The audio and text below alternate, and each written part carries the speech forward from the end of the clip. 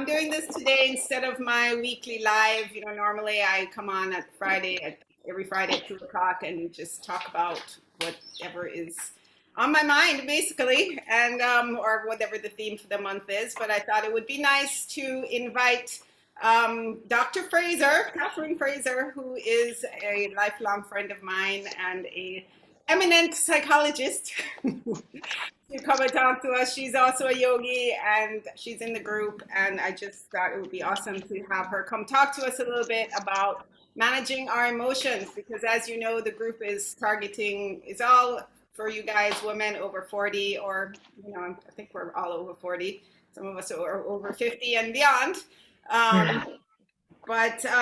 Yeah, so we're going to be talking about, we talk a lot about what's going on in our lives and navigating change in our bodies and, in our minds and in our emotions. And I thought it would be really good to have somebody with a little bit more expertise in this area to talk about these things. So today's topic is understanding and embracing your moods during midlife, menopause, and beyond. So what we're going to do, we're just going to have a little informal chat, and Kathryn has said she doesn't mind if you guys jump in with questions as we go along, and just keep it informal, and we're just going to have a talk. And then, if you guys want to save your questions for the end, that's fine too. So let me just introduce Kathryn so you guys know a little bit about her.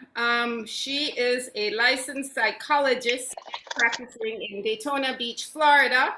She's a faculty member in a family medicine residency practice. So she has spent her career primarily teaching family medicine residents about the psychological aspects of patient care.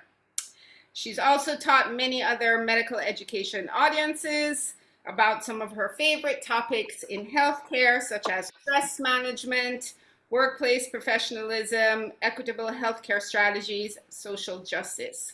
She's also practiced psychotherapy for 27 years. She's practiced yoga for 20 years. So she's going to talk to us also a little bit about how she uses her yoga practice to help her through these challenging times. So Kathryn, without any further ado, let us kick it off with the first question that I had for you, which is just if you could give us the benefit of your experience and tell us a little bit about, what are some of the emotional issues that women start to face as they, come into pre-menopause or menopause. I don't know about you ladies, but I had no, blank idea about what to expect because it wasn't something that we talked about in my family or with my mother. So I really had no idea. And I think, this next generation hopefully will be a little bit more aware what to expect. So maybe you could just start us off by talking about what to expect or some of the things that we can expect as we go forward. So certainly. So thank you very much, Karin, for your kind introduction. And I forgot to mention one thing at the beginning, which is that usually when you're doing a Zoom recording, it's better for everyone when they're not speaking to turn their microphone off. I'm just as guilty as forgetting to do that. But I think if the microphones are off, there's less background noise being picked up. So I just want to mention that. So yes, thank you very much and welcome. And I just want to be clear, I have spent my career working with and educating physicians. However, I just want to be clear that I'm speaking about menopause from a mental health and a psychotherapy perspective, that I don't have that medical expertise. I won't be able to talk about that part. But in terms of what women can expect emotionally and biologically, kind of, it's a mixture of that, really. So menopause occurs when we're getting towards the end of when you have menstrual cycles. And the reason that happens is because your hormone levels change. And I think there's so many misconceptions about menopause. Like, we probably thought it would happen for a few months and then it would be over. And that's not how it happens. It takes months and sometimes years, actually, for you to get to the very, very end of those menstrual cycles. And then you can get to the end of those menstrual cycles and you can still have the symptoms such as hot flashes and so on. So what the hormone changes and fluctuations cause, the most common things we think of, as Karin mentioned, is hot flashes. You can also have vaginal dryness or dyspareunia, painful sex, discomfort. Um, Poor sleep is actually very common too. And then mood changes such as depression or anxiety. And I knew, everybody talks about hot flashes and people joke about it and stuff like that. But I didn't realize that there are so many other things that would be associated with it. And I remember I was at a conference one time and one of my friends, this is maybe, I don't know, 5 years ago, one of my friends said, and I'm 56, by the way. One of my friends said, I just have this problem. I just wake up at 3 o'clock in the morning. And next thing you know, there are 5 women in the room and we all wake up in the middle of the night. So that one is really common too. So those are the 4 main symptoms that you can expect, and they affect, not everybody has all of them. Some people have all of them. Some people, they take a long time. Some people, they come and go. But there's just a really wide variation in experiences during menopause. Mm-hmm. Well, I think just not getting good sleep, that alone, at least for me, like that's a huge issue for me. And when you're tired, I always say when you're tired, life is just much more difficult. It makes you more emotional. It makes you just less able to manage things that normally wouldn't bother you. They bother you. So I think that alone to me is like an emotional issue. Sleep and your emotions. I'm sure you could talk about that for a long time. But so yeah, I think those are those are all basically a result of hormonal changes. That's what you said, right? They're all just hormonal stuff going on. Or because you said initially that it wasn't just hormonal changes that causes emotional change, or is it just mainly hormonal? So again, I want to stay in my lane as a therapist, not as a physician. But Right. those 4 that I listed can be triggered off by hormonal changes. But you're making a really good point, which is that, when the hot flashes are waking you up in the middle of the night, you're going to be kind of grumpy the next day. And if that goes on for a while, you can start to have some symptoms of depression. And I want to distinguish between having depressive symptoms and having clinical depression. So if you look in the literature on menopause, they'll say, maybe 25% of women might experience some kind of depressive symptoms. Not all of them are going to have a clinical depression, but the point is that these different symptoms, they kind of play off of each other. I mean, imagine if you have vaginal dryness, dyspareunia, painful sex, that might affect your relationship, and that could create problems, and that could make you depressed.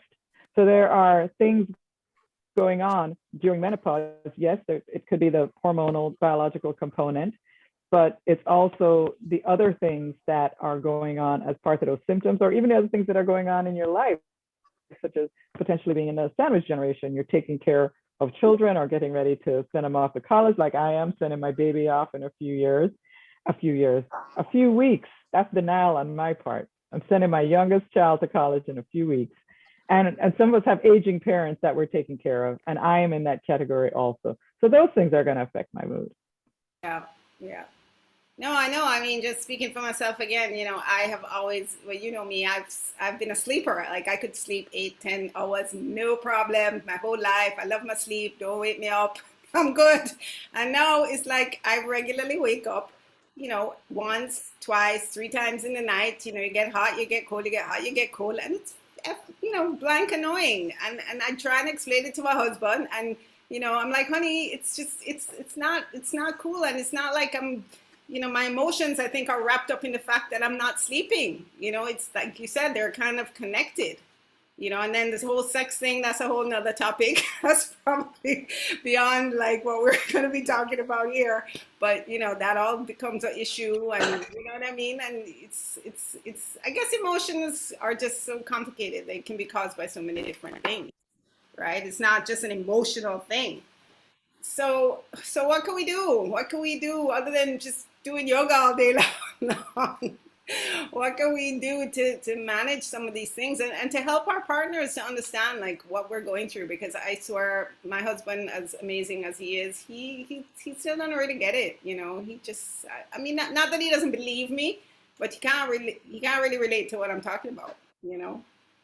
So Well, therein lies the problem. So I think there's a problem just in society in general that, with the topic of menopause, we focus on hot flashes and it becomes kind of a joke. And, sometimes it's funny and sometimes we joke about it. But there are times when we really want to have serious conversations about it. And it's different for all women. So you might be talking to a friend and they have no problems. Karin you and I were just talking, and I mentioned I started taking a hormone pill and my hot flashes went away. And so I just I don't have them. I've been in menopause for about 5 years now. And fortunately, I've been really fortunate with my hormone replacement therapy. mhm. So just in general, with family members and so on and friends, it could be joking, not taken seriously. And so what happens when you go to the doctor? Your doctor's a human being. Maybe they're going to think, oh yeah, don't worry about it. It's just hot flashes. Let me write you this prescription. But as we're talking about, with all the different types of symptoms you can have, how they can affect your moods and the different things going on in your life, sometimes the mood issue and the sleep issue is something that needs to be paid more attention to. I really encourage all women to talk with their doctors about these symptoms and these problems, and at least talk to them about the possibility of hormone replacement therapy. It's not right for everyone, and it doesn't work as well for everyone. Sometimes some people have to try different pills and so on, but certainly talk to your physician. I think it's really important for your physician to take your concerns very seriously, and for you to be able to have an honest conversation with them, and for them to realize that, yes, the hormone treatment might be part of it. Who knows? You might be in some kind of a clinical depression. Maybe your anxiety is exacerbated. If you had depression or anxiety before you went into menopause, certainly those symptoms could get worse. So it might be time to revisit if you're already on medication for those, or if adding an antidepressant or an anti-anxiety medication could help. And then, of course, there's all the coping things that I can recommend for women in our stage of life, such as, making sure you're eating a balanced diet, having movement or exercise in your life if you can. Yoga is absolutely wonderful. Those of us who practice yoga, we know that it helps us find that inner peace and that calmness, and to be able to find that inner peace and that calmness inside of you it's so beneficial on so many levels. Yeah, yeah. Yeah, I think that I'm definitely guilty of, sort of making fun of menopause, not in a good way. You know what I mean? It's not like you're making fun of it to make light of it, but it's kind of like, you're right, and I never thought of it until you said it. It's like we kind of talk about it like it's a joke. I mean, I've posted, pictures in the group of, funny things about menopause, and it's meant to sort of lighten the discussion, but it definitely does, as you said, it contributes to maybe even ourselves as women not taking it that seriously. And therefore, when we talk to our doctors, it's kind of like, oh, ha ha, I'm having a hot flash. What do I do about it? Ha ha ha, as opposed to like, this is a serious thing. I'm not sleeping. I'm just like miserable all the time because I'm not getting any sleep. And we know not sleeping can contribute to a lot of other health issues. Not to mention, like you said, I'm taking care of older parents, and a lot of women our age taking care of older parents' children. We're trying to make ends meet financially, et cetera, et cetera, et cetera. I mean, it's a really stressful time. Not to mention COVID, et cetera, et cetera. Right. And And of course, I forgot to mention, in addition to medications for depression or anxiety, counseling, finding someone to talk to. A lot of times our society, I can speak for American society, in American society, we stigmatize people who reach out for help for their mental health issues. And that is so wrong. I disagree with that so much, because everybody needs help. And a lot of times the combination of medication, not everybody needs medication, but for the people who need medication for the depression, anxiety, the literature shows that a combination of medication and counseling is really the most beneficial. So I do want to put in a plug in there to seek out counseling.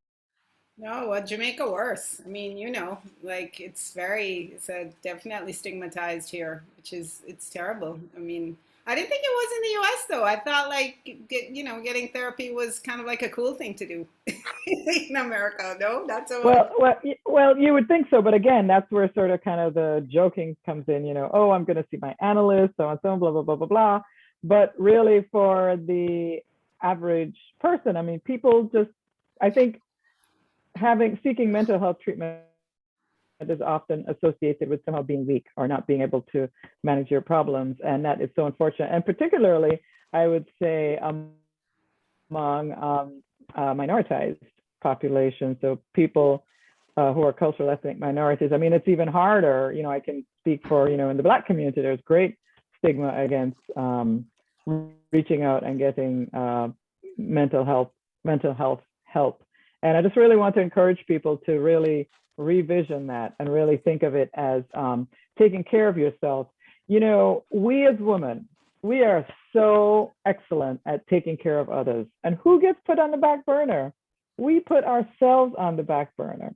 And that's another thing that makes it hard for us to manage all these issues we're talking about: the sleep, the depression, depressed mood, relationship issues, because our natural tendency is to focus on taking care of those around us and putting ourselves on the back burner. So that's what I love about our yoga community. We get to see each other every week, and it's our time to just lay there. And Karin she's very supportive. She's always telling us, if this pose isn't available to you, if that pose isn't available to you, it's okay, do something else. So just to have that time, and we all kind of commune together and really enjoy our love of yoga together. It's so important for us as women to reach out to each other, and certainly reach out to the people in our lives, in our communities, who support us. Some people get a lot of support from their religious community or their faith community. It's so important to have those social connections and to be able to reach out when you need to. Yeah, no. I mean, do you think that there is a stigma attached to just the word menopause? Like, I mean, I know like a couple of years back, I mean, I didn't really want to admit to people that I was in menopause. I mean, it just, like, I'm embarrassed to admit it. Like, it's like, why should I be feeling like, it's kind of like the same gray hair subject, you know what I mean? It's like, why do all of us women go to such great lengths to cover up our gray hair? Because there's just all this pressure to look young, and to be in menopause means that you're like admitting that you're getting old, God forbid. Like, oh my God, my goodness. Like, what a terrible thing that you're in menopause. And that's why I really want us to talk about it, because I just think it's so ridiculous on some level. I mean, it's not ridiculous because it's true and it's a social issue, but like, what can we do? And I mean, I guess just keep talking to each other, and the next generation hopefully won't have it, have the same issue with just even talking about the subject. I don't know. Am I making any sense? So that is a whole nother issue of women and aging, and how society treats aging women. I've heard people say, society doesn't value or looks down on aging women. I mean, think about it. The other thing we could spend lots of time talking about is how we as women struggle with weight and fight with this weight that you just naturally gain weight. That's what happens. That's the biology of the female body, the male body to a certain extent, but the female body also. It's almost like we get to this stage in our lives when we're trying to fight against all these things that our body is naturally doing, naturally gaining some weight, naturally developing gray hair, naturally having these hormonal changes. And that is, again, a bigger societal issue. You ask the question of, is there a stigma to menopause? And I think the stigma is to aging, and how we as women feel this pressure to continue to look young and to try and stay young. When I was having some issues with vaginal dryness and dysphoria, at some point I looked at my husband and said, you know what? I understand why older women go for younger women because they don't have these issues.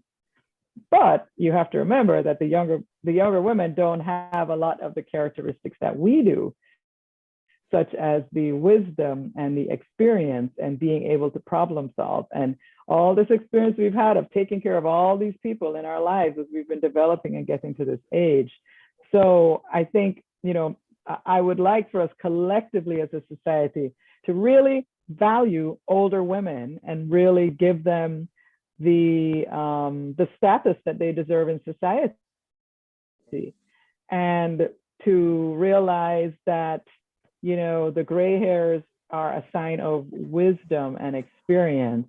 The extra weight, whatever it is, the hot flashes, the things that are happening to you because of hormonal changes, it's all because of all this incredible emotional growth that we experience throughout the years, and that is absolutely an asset. Sure, go ahead, Kathryn. You can jump in. Anybody can jump in with a question. Go ahead. Hi, ladies. This is absolutely amazing so far. I just wanted to jump in here for a minute and give my insight on how I'm viewing how to kind of break this cycle and this stigma. I'm a yoga teacher as well. I'm 49, turning 50 this year. I just started my spiritual journey and my truth seeking journey just about 10 years ago. That led me to start yoga teaching at 41. And anyway, but on this path, I've dropped into the most deepest 100% authentic self-acceptance, self-love. That is what this journey has been about for me. And then under that, so many other things. But I think it personally, I view it as, I acknowledge I'm a healer on the planet, and I can be an advocate with my own experience. I gained the most weight of my entire life back a few months ago with all this COVID stuff. And then it actually turned into fat, which I've never had before. So I'm like in this completely different physical body. And now I've started, to get back to my physical health and this. Well, it's different now. I'm 49. I'm not even 47 anymore, where I was like in peak physical shape, And it's like, oh, okay, well, this is what I have to work with. What can I do now? And so I adapt and I change. And you know what? Me acknowledging that. And then I went on Facebook the other day and took a couple pictures of me and, with in some yoga poses. And I did this big post about this story, and it doesn't matter. It's like dropping into that self-accept. That post blew up, and it's speaking to women, and I'm saying it's okay to look like this because it's what's inside. So anyway, there's a lot more to it, but I think for me, it's me saying that it's okay. It's me. I've got gray hair. It's me talking about gray pubic hair. I'm like, why is no one talking about gray pubic hair? Like, come on, this is what happens. And, I'm totally embracing and ready for menopause. I'm just wanting to start these types of webinars and things so I can start talking with other women about it. But I'm fully in acceptance for this to start. And I think, using the proper terms and showing, that, I'm one woman and I know there are others, but showing that it's okay and giving other women permission. So thank you for listening. No, absolutely. Good for you. Good for you. That's so awesome. Good for you. I think, I hope you're not alone, because I think what you're talking about is awesome. I mean, you're doing the work, right? You're doing the homework, you're doing the research, you know what to expect, you're kind of like, I mean, I didn't do any of what you did. It just kind of jumped up on me, and I'm like, okay, well, what do I do now? I was not in really acceptance. I mean, getting there. Yeah, I mean, I'm in acceptance, but I have no idea what's going to happen, which in a sense is, I kind of like the naivete, because every woman is so different, going through this. My aunt, she's like, it was a breeze for her. Yeah. Other women, it's, just like our cycles, our bleeds, they're very different. And so I almost don't want too much information and just allow it to come as it's going to come. So Yeah. anyway, Yeah. that's me, but I want some community around it because it is going to be an interesting change. And to me, it's like, it's the next rites of passage almost. Like Yeah. this is part of my womanhood. There's nothing wrong with it. I'm not losing anything. I've gained everything Absolutely. here, you know, so. No, absolutely. Maybe you'll have nothing. Not to be an anticlimax. Not for it to be anticlimax. I mean, I have a friend who's like, "Oh, I have nothing. I have nothing. Nothing's changed. I have no hot flashes. I have nothing." I'm like, "What? Nothing? Are you kidding me?" And she's like, "Yeah, no, nothing." And then I even asked my mother. She was like, "Mommy, what happened with menopause?" And you, she's like, "Oh, nothing. I was fine." I was like, "Nothing, really, nothing." I sure just didn't remember. You know what I mean? She's probably just thought she was hot for like 5 years or something. I'm like, nothing. But I anyway, I don't think, know. Maybe we'll be yeah, somewhere between. You know? But you know what, Karen? Yeah. Don't you think that even men, they go through a phase of their lives? It may not be called menopause, but I just think men go through a phase. Um, Sometimes they get moody. Sometimes it's a thing with them losing their hair or just trying to be with a younger person or something. But I think they go through something themselves. yeah. Well, they have ED and all those kind of things. Of course, there's 5,000 drugs on the market for them. Yeah, And yeah. they're still young. They pop a Viagra or whatever it is. And they can, But there's still medication for us out there too. It's just a matter yeah. of taking it. Lucky for me, I did not need any. I started menopause when I was like maybe 43. So that was early, but I didn't mind. I already had 3 children, so I was glad to be over it. But in the first year or two, I mean, I didn't have any severe hot flashes. And my doctor said, well, if, at this point, even after 5 years, he said, if you never took any medication, you just don't need to take it now. I do have bad sleeping habits, which I'm on a sleep aid, which was prescribed years ago. And I was hesitant because some people are like, oh, you're going to get addicted, you're going to get hooked. But I'm the one that's going through it. I have to get up every morning. I have to come to work. I have to be able to cope at work. And it's easy for someone to say, not to take it. But like you said earlier, when you don't get enough sleep, it leads to other health issues. And that's what my cousin's husband, who's a doctor, told me. And I said, you know what? Let me just go ahead and take it. And I've been on it for years. And even though I take it, they say take 1 pill. I think it's maybe 10 milligrams. I don't even remember. I take half, and I've been taking half for years, but I still do wake up at night. Sometimes it's tiring, but like you said, when you break your sleep so often throughout the night, it's like by the time you wake up, you're feeling even more tired than you did before. But lucky for me, I don't have this excessive, heat hot flashes where people, their beds are, sheets are wet. I mean, even after so many years, I thought I was kind of over it. But then now, from time to time, I do get, that hot flash. But I think when I do get it, it's like maybe I'm stressed or, I get frantic over something and then I'll just get hot. But I don't have any vaginal dryness, so I'm still fortunate. So, Mhm. yeah. Yeah. Yeah. But, yes, it and- is very individual. And right. that's why it's so important for you to have those honest conversations with your doctor and realize that some things might work for other people, but they won't work for you, and vice versa. Some things will work for you and not other people. Yeah. But I really want to kind of echo what Kathryn was saying about just this self-acceptance and self-love. I think that we are challenged by that more than ever at this stage of life because of the hormonal changes and the sleep problems and the mood issues and so on.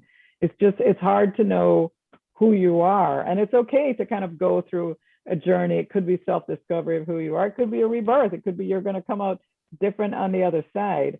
But the thing is to really practice that self-love and that self-acceptance and that self-care that we tend to put off.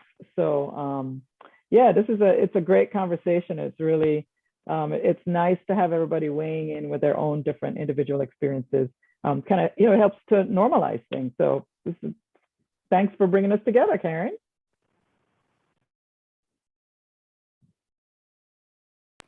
Not used to muting myself.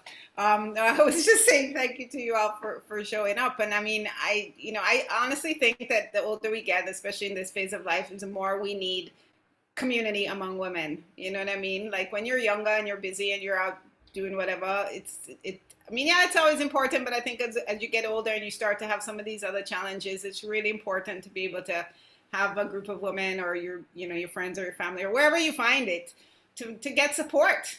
Like support is a big thing. Somebody to listen to you, somebody that you can talk to, somebody that you listen to, and to just share and understand like you're not alone. This is not just happening to you. I mean, I remember when my period started going crazy, I had no idea what was going on. Like some really crazy stuff started happening and I thought I was gonna die. Until I talked to a girlfriend about it. She's like, that's what happens. The same thing happened to me. You know what I mean? Like it got crazy, it got really heavy, and like I felt like I was, I was gonna like, not to get disgusting, but it was crazy. But I mean, I had no idea. And like if I didn't have women friends to talk to, I would have been like a mess. You know what I mean? Like and as you said, some doctors don't even really understand what you're saying, Anyway, going off on a tangent here, but yeah, I think that's what I'm trying to achieve here. So I'm glad that you all feel like this has been worthwhile. And Kathryn, maybe talk a little bit about yoga and like how you find like I've read the studies that definitely talk about how different poses, and maybe Kathryn, you can give your experience here too, how different poses can help with different menopausal symptoms. I mean, have you found anything in particular? I mean, I know you like, do you prefer like just restorative? Some people find moving more is more helpful. I mean, what do you find? So I do prefer restorative and those kinds of poses that really take me to a deeply relaxed state. I really enjoy what I do as a psychotherapist and as an educator. I'm always working on preparing lectures and talks and different things like this, and I really, really, really enjoy it. But I spend a lot of time in my computer researching, putting PowerPoints together, all that kind of stuff. And I like to do the stuff that is just the opposite of that. So definitely the postures that are, you call them chest openers. And those are the ones where like when you clasp your hands behind your back and so on, because that counteracts what I'm doing for a lot of the day, sitting in front of the computer. So I really like those. I love twists. I love spinal twists. I feel like those have really kept my back healthy throughout the years. And the chest openers and the shoulder openers, those really, I've had problems with neck and shoulder pain at this stage in my life. I think it has something to do with the pandemic and being stuck inside and being, stuck in front of our computers a lot. So that's really helped me. But basically anything that's meditative, I feel like the thing that it costs nothing and it takes such a little bit of time. We just don't understand how much our breathing does for us in terms of health. Just pausing and taking deep breaths. You can do that in the middle of the day, anywhere that you are. Well, maybe not if you're up and speaking and doing something, but apart from that, you can do that anywhere that you are. So I really enjoy all the breathing exercises and breathing postures that I've experienced doing yoga. Mm-hmm. So. Actually, I just read some research that said that breathing is like the 2021 trend. It's a trend for 2021 to breathe. Like that's like a big thing now. There's like all these breathing apps and breathing this and breathing gurus and breathing. There's probably like breathing studios, like I don't know, New York or somewhere. But like people all of a sudden figuring out that like breathing is like a thing, you know. But I mean, to be serious, you know, there is research to support that just these simple breathing practices that we do in yoga really, really, really have a deep psychological effect on you, you know. And I think it just sounds too simple to be true. It's like too good to be true. Nobody like wants to take it seriously. They're like, what? Just breathing? That's gonna make me feel better. Or how's breathing gonna make me feel better? That's like, you know, that's just too easy. It's too simple. I have to pay a lot of money for something for it to work, you know. But and it's, I guess you have to experience it to really understand. When you say, Kathryn, I mean, you have to really experience it. I don't know, with your students. Yes. So yes. Well, so I talk to my clients about that all the time, and also the physicians that I work with that I'm training. When I do, so what I do is I teach. I work in a residency program, and so the physicians in training, they've completed medical school, and they decide they want to be family doctors. So they go through 3 years of practical training. So most of their educators, their faculty are MDs. And the family medicine residencies also have somebody who's from a behavioral background. So that's me. So I teach them about the psychological aspects of medicine, how to treat depression, anxiety, different things like that. And then I also help them with their own wellness. So at the beginning of my lectures, I'll do something that I call a meditation minute. And it can be a minute, it can be 5 minutes. It's something simple. It could be some chair yoga, just some different poses. It can be, sometimes I just show them how to connect with their breath, you know, just hand on your chest and just feel, just notice the sensations as you're breathing. Just focus on the breathing, focus on this, how it feels as it rushes in through your nostrils, and, you know, deep belly breathing and so on. It just takes a few minutes. And I talk to my clients about that a lot too, just focusing on, you know, how just that simple act of breathing, if you focus on how it changes your body and focus on what the breath feels like when it comes in and so on. It's just very, it's very relaxing. It also helps to clear your mind. Also, our minds are just cluttered with so many things all day long, and a lot of it is negative, you know. So to really connect with the simplicity of your breath and not thinking and not overthinking and not over worrying. That was one of the things I thought about when you were talking about the symptoms, you know, learning about menopause. And I absolutely agree. There has to be a balance. You know, you want to learn about some of it, but you don't want to learn about so much of it that you're anxious and worried about it before it even happens. Right. You know, so many of the things that we worry about never happen. I talk to my anxious clients about that all the time. So many things that we worry about never happen. It's so important to stay in the present. That's the other thing that yoga teaches you, is to stay in that present moment and be, you know, just really find that balance. And it's just, these are just not things that we naturally do. So right. I think it's important to pause and learn about those things and use them to your best capability. Well, I hope the doctors that you're teaching are taking this seriously, the next generation of doctors that you're teaching. So I hope so. Well, the women probably are, and a lot of the men. But anyway, does anybody else have any questions for Kathryn or comments? Because we're kind of, yes, go ahead, Kathryn. Unmute. You're muted. Okay. Yeah. I'm just wondering if you can recommend resources for like natural remedies and more maybe some Ayurveda stuff, because I don't do pills and doctors and things like that, and that's where really my research is going to start going, and how, you know, like a lot, my nutrition changing. I mean, my whole body's changing, everything's changing right now, and then with menopause coming. So I'm just wondering if you have some resources that I could start looking into. Thank you.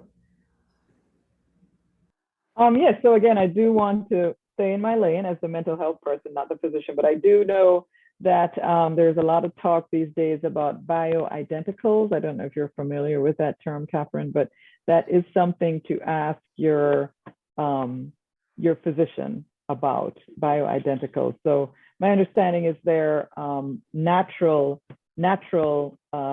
hormones. And I think with anything that you're trying for menopause, it's a little bit about trial and error. And I am all for natural remedies and so on. And the difficulty is that with say herbal treatments, it's not always regulated by the Food and Drug Administration. So you do have to be careful. You do have to do your resource and go to trusted sites. And so you can always check different sites like the National Institutes of Health and those kinds of things. I recommend National Institutes of Health, NIH, CDC, Centers for Disease Control. I really recommend that you start with those major health organizations, and that you can get some guidance. There is a physician, his name is Dr. Andrew Weil, W-E-I-L, and he's one of the foremost physicians working in the area of naturalistic and holistic treatments. And he has a center, I believe he has a center in Arizona. So that's something for you to look up also. You're familiar with it. I live in Tucson, so I'm in Arizona. Oh, yeah. Wow. Yes, and yes, Andrew Weil is one of the foremost people in the U.S. who has spearheaded a lot of naturalistic treatment. So. Yeah. No, I think diet has a huge huge role to play also. I mean, I think for me, like talk about hot flash triggers, because I think there are things that trigger hot flashes. Alcohol, big hot flash trigger. I used to be able to have, a couple beers, a couple glasses of wine, no problem. Now it's like after one hot glass of wine, I'm like, hot flash. It's so annoying. But not to mention alcohol and sleep. So for those of you who like your wine and your beer or whatever, it's definitely something to think about. Your body reacts completely, mine reacts completely different to alcohol, Back in the day, I think as you age, and this is, please don't take my word for it, your body does not metabolize alcohol as well as it used to when you were younger. I think that's actually, that's something to research, but I think that's a true statement. So for those of us who like to have our glasses of wine, it's not so fun, but it's one of those things, you just kind of have to accept it. Friday nights like tonight, it would be a night for, having a glass of wine or two or three and relaxing, but now it's like, then I don't sleep properly if I do that. The next day I feel like crap, and it's just like, how do I enjoy Friday nights now? It's the complete rethink and self-acceptance. What are we going to spend 2 hours in meditation? No, I don't think so. But going back to Kathryn's point about self-acceptance and just changing and finding a new way to experience yourself and experience your Friday night or whatever it is, you know what I mean? And I think it's okay to be annoyed for a while at this, right, Kathryn, Dr. Fraser? It's like you don't have to just be okay with it immediately. It's okay. It's very okay to be okay to vent. Be as annoyed as you want. And we were talking earlier about kind of joking and making fun of menopause and hot flashes. Do that too. Why not? It's coping. I mean, sometimes we need something funny like that to lift us up. But Karin, I want to say, with the downside of you not being able to drink as much alcohol as you used to, there is this tremendous upside, which is that your wisdom has brought you to this point where you even think about doing a group like this and bringing these women together and reaching out to this. This didn't happen 5 years ago. It happened now to you at this age. And this is what your wisdom has brought you to. That, hey, like you said, we need to be able to come together, support each other, talk about this non-judgmentally and so on. And that is, so when you're experiencing the downsides of, like you say, what you can't eat or drink anymore, just think of where your wisdom has gotten you and the things that you're doing now that's so beneficial to so many and beneficial to you too. So I'm definitely wise though, definitely. Just a little, maybe more than a little, but, or maybe I should say not as stupid, maybe. No, positivity here, positivity, definitely wiser.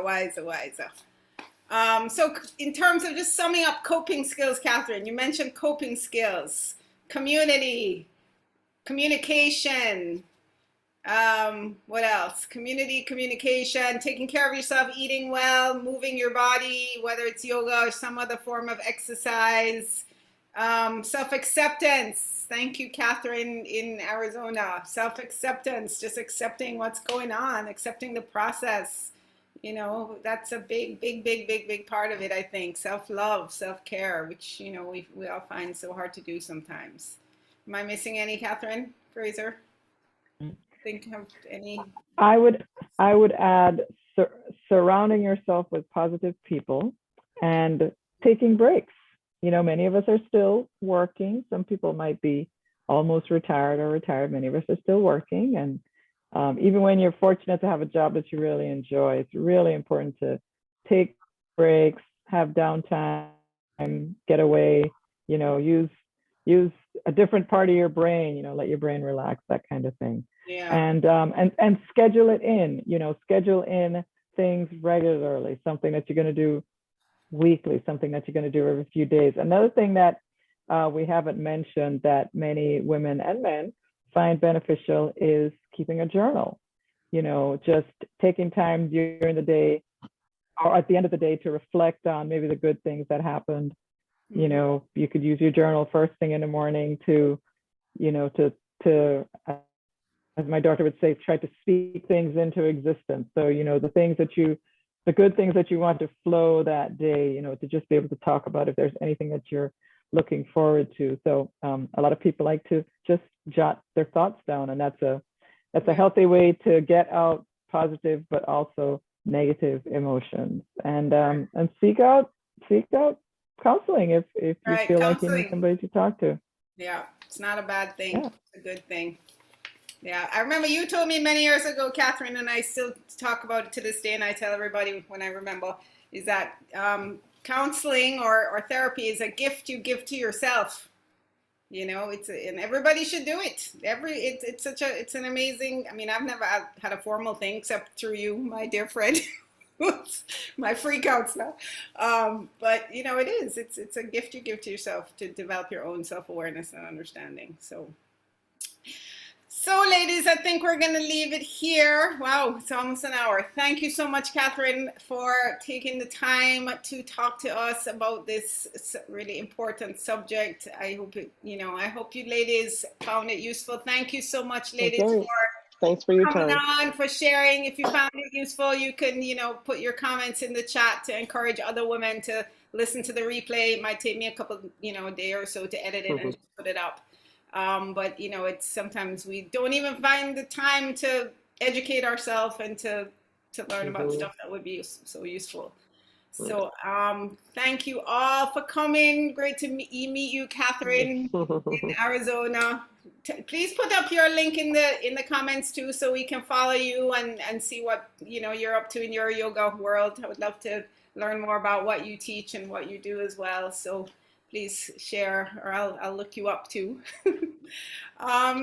So with that, if there's no other comments or questions, I will say goodbye and thank you, everyone. Great weekend, everybody. Thanks again, and maybe we can do this again soon.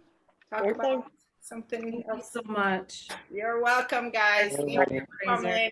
Thank you for coming. Thanks again, Kathryn. Oh, where can we find you, Dr. Fraser? Talk about that.